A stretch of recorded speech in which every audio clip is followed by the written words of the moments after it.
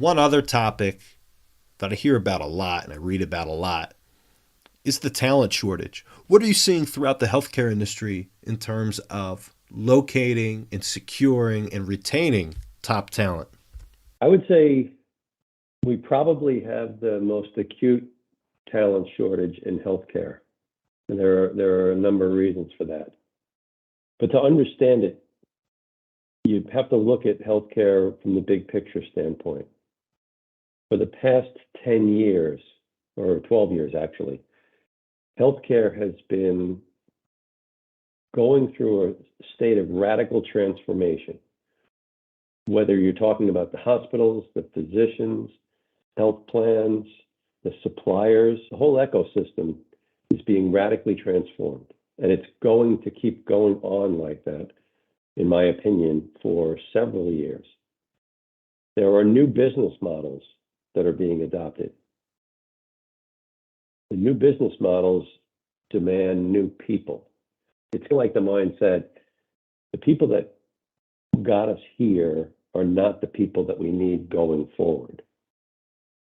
So that has created demand. One of the things for us as a firm is that because one of our two domains is technology, healthcare technology companies, all the new business models are incorporating technology as a foundation. So there's even increased demand for that. If you recall earlier, I said that our two domains are digital health or technology companies in healthcare and health plans. And I said that the lines between those two are blurring. And that's a good example. The new business models are using technology as a foundation. But everything about healthcare is being radically transformed. The way that providers, doctors, and hospitals get paid is completely different from what it used to be. It used to be that you as a patient would go see a doctor to get treatment for accident or illness. And then the doctor would submit an invoice to the payer, whether it be Medicare, Medicaid, or a health plan after the fact. The new business models now are paying the providers in advance without knowing yet what kind of care has to be given. They're paying them in advance, and not to address accident and illness, but to move the patient population, all the patients in that provider's population, into a better state of health. And that's widely referred to as, good name, population health management. So a provider gets paid to move the patient population to a better state of health. That changes the whole game. That changes everything about the way medicine is practiced. It changes the way the health plans interact with the providers. For many years now, most people have gotten their healthcare through panels or networks of providers. Those networks are groups of hospitals and physicians and other providers that are contracted with a payer, with a health plan. That relationship has always been adversarial. The providers want to get paid as much as they can, and the health plans want to pay as little as they can. So it's been a butting of heads. Under the new model, it's collaborative. They work collegially to come up with an arrangement where both parties win. That's so different from what's always gone on. These payer-provider partnerships, it's new stuff. And then there are other impacts of the changing business models. Payers are buying provider practices. There's a lot of consolidation on the provider side. Some of that was driven by the hit they took fiscally from COVID, but some of it, a lot of it is also because of the new approach, the new arrangements that we have, these collegial arrangements between provider and payer.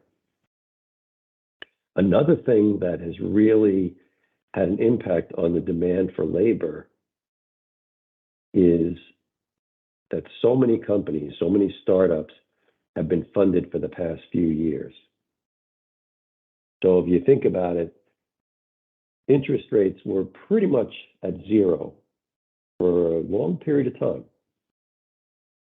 And the companies that invest in healthcare startups, the private equity firms, the venture capital firms, they had money that cost nothing. So they had a lot of money to invest. And so it became a supply and demand mismatch. And they were all chasing better and better returns. What happened was that it drove up valuations of companies. Many companies got funded, whether it was their seed funding or the Series A or even the follow-on rounds. A lot of people believe some of those companies probably shouldn't really have gotten funded in the first place, but there was so much money chasing investment. So many companies got funded. It was a land grab. When you have all these companies that are now getting an infusion of cash to invest in their company, one of the places they're investing, a natural place to look, is in people. And so you have demand created by that supply-demand mismatch, where so many companies have gotten funded, they all need to go recruit people. And then you have the fundamental business models being torn inside out, creating a need for new people with new skills. So there's been a demand for people. There's been a talent shortage across most industries, across the economy.